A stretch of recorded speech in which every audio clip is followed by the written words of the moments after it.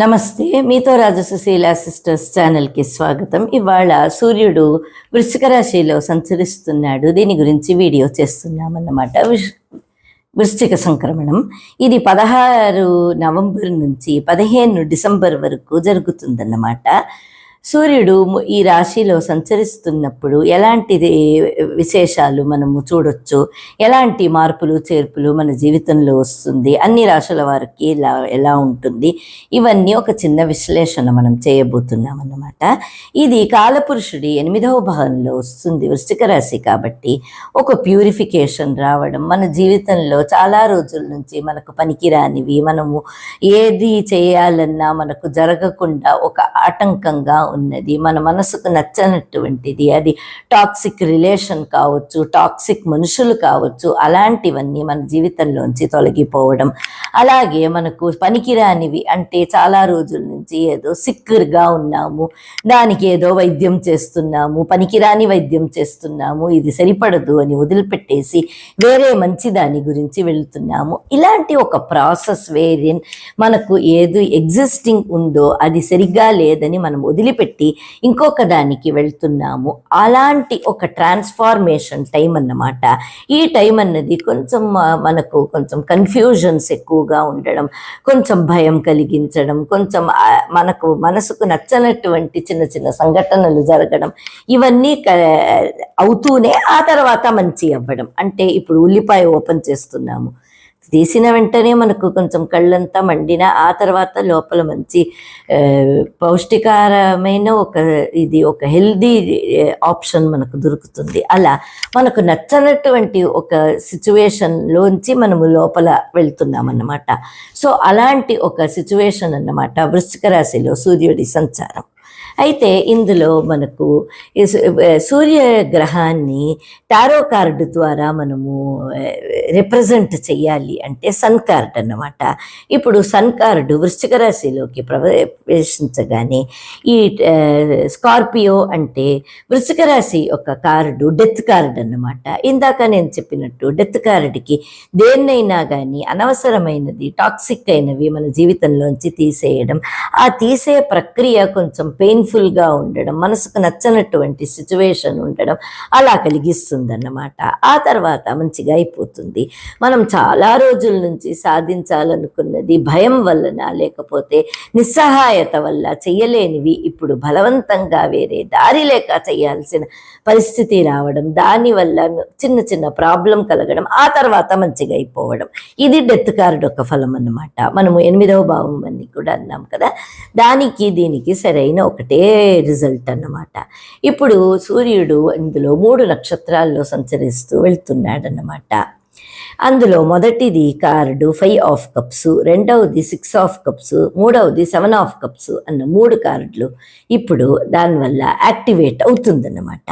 అయితే ఈ వృశ్చిక రాశి యొక్క స్వామి కుజుడు కర్కాటక రాశిలో నీచ స్థితిలో ఉన్నాడన్నమాట. దానివల్ల పూర్తి ఫలితం రాకుండా మంచి ఫలితం ఏదైతే ఉందో అది పూర్తిగా రాదు, చెడు ఫలితం కూడా అంత 100%కి మనకు 50% తప్పించుకోవచ్చు అన్నమాట. మంచివి 100 రాకుండా 50 అవుతుంది, చెడు కూడా 100 రాకుండా 50 అవుతుంది. కాబట్టి ఒకలాగా ఏదైనా కానీ ఒక తక్కువ స్థాయిలో మనకు వస్తుందన్నమాట. ఇప్పుడు అన్ని రాశుల వారికి ఎలా ఉంటుంది అని ఒక రీడింగ్ చెప్పడం మాత్రమే కాకుండా చివరిలో దీనికి పరిహారం అంటే మీరు చేయగలిగే ఉపాయాలు, ఎలాంటి రెమెడీస్ మీరు చేయగలరు అన్నది చెప్తాను. చివరి వరకు వీడియో స్కిప్ కాకుండా చూడండి. అలాగే మీకు మా ఛానల్ నచ్చినట్టయితే లైక్ చేయండి, అందరికీ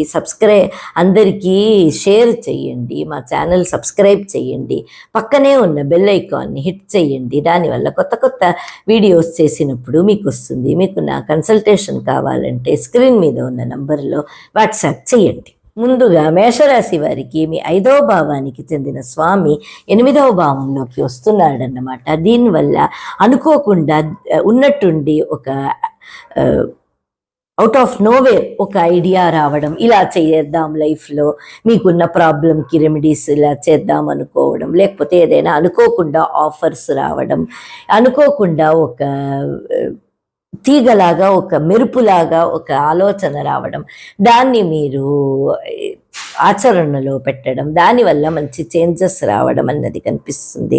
కానీ కొంచెం ఆలోచించి చెయ్యండి. ఆలోచన రావడం, మెరుపు లాంటి ఆలోచన రావడం, దానివల్ల మీ ప్రాబ్లం సాల్వ్ కావడం అన్నీ బాగానే ఉంది. కానీ కొన్నిసార్లు తొందరపాటు వల్ల కొన్ని నష్టాలు కూడా తప్పవు. 8వ భావం కాబట్టి జాగ్రత్తగా మసలాలి.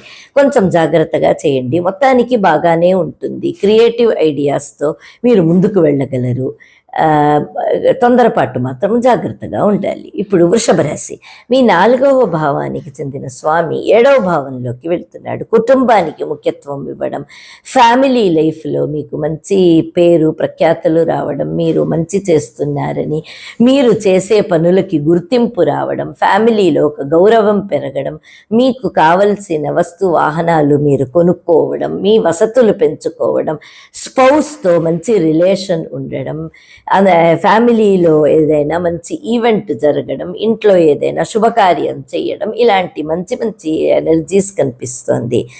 ఇప్పుడు మిథున రాశి, మీ 3వ భావానికి చెందిన స్వామి 6వ భావంలోకి వస్తున్నాడు. ఇది అంత మంచిది కాదు అని చెప్పవచ్చు. తొందరగా ఏదైనా డిసిషన్ తీసేసుకోవడం, అందరినీ కలుపుకొని చేయాల్సిన సమయంలో మీరు ఒక్కరే చెయ్యడం, అందరి సహకారం దొరకకపోవడం, మీరు ఒకరిని గ్రూపుగా అనుకుంటే వాళ్ళు మిమ్మల్ని అనుకోకపోవడం, ఏదైనా మాట వచ్చినప్పుడు మీరు మనసుకు తోచింది మాట్లాడేయడం, దానివల్ల విరోధులు పెరగడం, అలాంటి ఎనర్జీస్ కనిపిస్తుంది. కాబట్టి ఏం మాట్లాడినా, ఏం చెప్పినా, ఏం చేసినా కొంచెం ఆలోచించి చెయ్యండి. తొందరపాటు పనికిరాదు. కర్కాటక రాశి, మీ 2వ భావానికి చెందిన స్వామి మీ 5వ భావంలోకి వస్తున్నాడు. చాలా మంచి టైం అన్నమాట. మంచే జరుగుతుంది. ధన సంబంధించిన ఒక లాభం రావడం, ఎదురు చూడకుండా రావడం, పిల్లల మీద ఖర్చు బాగా చేయడం, పిల్లల కోసం, వాళ్ళ భవిష్యత్తు కోసం ఖర్చు చేయడం, మీరు అనుకున్నవన్నీ చెయ్యగలగడం, మీ ప్లాన్స్ సక్సెస్ కావడం, అలాంటి మంచి ఎనర్జీస్ కనిపిస్తుంది. సింహరాశి, మీ 1వ భావానికి చెందిన స్వామి, మీ రాశి స్వామి మీ 4వ భావంలోకి వస్తున్నాడు అన్నమాట. 4వ భావానికి వచ్చినప్పటికీ కూడా ఈ భావానికి చెందిన వృశ్చిక రాశి భావానికి చెందిన కుజుడు నీచంలో 12వ భావంలో ఉన్నాడు కాబట్టి చిన్న చిన్న నష్టాలు తప్పవు. కానీ అది మీ మంచికే చివరికి కనిపిస్తుంది మీకు. అప్పుడు అది జరగకపోవడం నా మంచికే అయ్యింది, ఇప్పుడు ఇంత మంచిది అయ్యింది, అప్పుడు నేను అది చేసుంటే ఎంత నష్టపోయే వాళ్ళం అని మీరు అనుకునేటట్టు మీకు అది కాపాడుతుందన్నమాట. కాకపోతే ఈ 4వ భావంలో వచ్చిన సూర్యుడు మీకు కంఫర్ట్స్ పెరగడం, మీ మంచి చేయడం, మీకోసం మీరు కొన్ని సామాన్లు కొనుక్కోవడం, లేకపోతే కొన్ని అవసరాలను బట్టి మీ లైఫ్ స్టైల్ మార్చుకోవడం, హెల్త్ రిజైమ్ మార్చుకోవడం, ఇలాంటివన్నీ చేయడం. మీ హెల్త్ చాలా రోజుల నుంచి బాగాలేదంటే ఇప్పుడు మీకు దాంట్లోంచి ఊరట దొరకడం, మంచి రెస్ట్ దొరకడం, ఇలాంటి మంచి ఎనర్జీస్ కనిపిస్తుంది. కన్యారాశి వారికి మీ 12వ భావానికి చెందిన స్వామి 3వ భావంలోకి వస్తున్నాడు కాబట్టి కొంచెం జాగ్రత్తగా ఉండాలి. ముఖ్యంగా ఇతరులతో మనం మాట్లాడేటప్పుడు, ఇతరులతో పనులు చేసేటప్పుడు, మనము ఏదైనా గ్రూప్ వర్క్ చేసేటప్పుడు కొంచెం జాగ్రత్తగా ఉండాలి.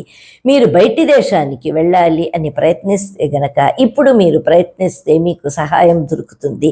ఆ ఒక్క విషయంలో మాత్రం మీకు ఎలాంటి ప్రాబ్లం ఉండదు. వీసా రావాలి, ఎవరైనా హెల్ప్ చెయ్యాలి, అబ్రాడ్లో స్పాన్సర్ చెయ్యాలి, అలాంటివి మీరేమైనా చాలా రోజుల నుంచి ప్రయత్నిస్తుంటే ఇప్పుడు అవుతుందన్నమాట. ఇప్పుడు తులారాశి వారికి మీ 11వ భావానికి చెందిన స్వామి 2వ భావంలోకి వస్తున్నాడు. చాలా మంచి టైం అన్నమాట. అనుకోకుండా లాభాలు రావడం, అనుకోకుండా బిజినెస్ పికప్ అవ్వడం, ఎవరో మీకు ఏమైనా ఇవ్వాల్సి ఉంటే మీరు మర్చిపోయిన బకాయిలు కూడా మిమ్మల్ని వెతుక్కొని రావడం, అలాంటి మంచి ఎనర్జీస్ కనిపిస్తుంది. జాబ్లో అలాగే లేకపోతే బిజినెస్లో మీరు ఇది వరకు ఏదైనా ఇన్వెస్ట్మెంట్ చేసి ఉంటే ఆ ఇన్వెస్ట్మెంట్కి ఇప్పుడు మంచి ఫలితం రావడం, అలాంటి మంచి ఎనర్జీస్ ఎనర్జీస్ కనిపిస్తుంది. కొత్తవి ఏమైనా ఇంట్రడ్యూస్ చేయాలన్నా, ఎవరినైనా కొత్తగా బిజినెస్లో కలుపుకోవాలన్నా ఇప్పుడు చాలా మంచి టైం అన్నమాట.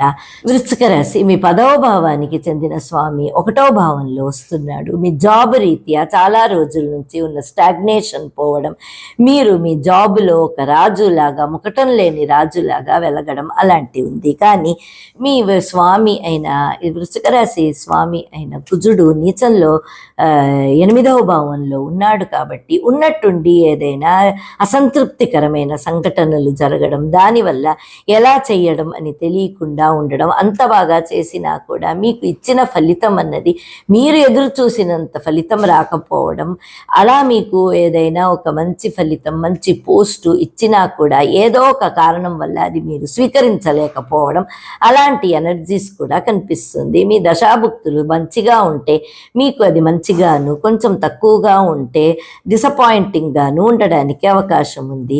చివరిలో నేను మీకు రెమెడీస్ చెప్తాను కాబట్టి దాన్ని ఆచరించినట్టయితే చెడు ఫలితాలు ఉన్న వాళ్లకు కూడా ఈ కాలంలో, ఈ 1 month పీరియడ్లో మీకు అది అంత ఎక్కువగా ప్రాబ్లం ఇవ్వకుండా మీకు దాని నుంచి బయటికి రాగలరన్నమాట. ఇప్పుడు ధనుర్రాశి మీ 9వ భావంలో ఉన్న స్వామి 12వ భావంలోకి వస్తున్నాడు. మంచి టైం అనే చెప్పాలి.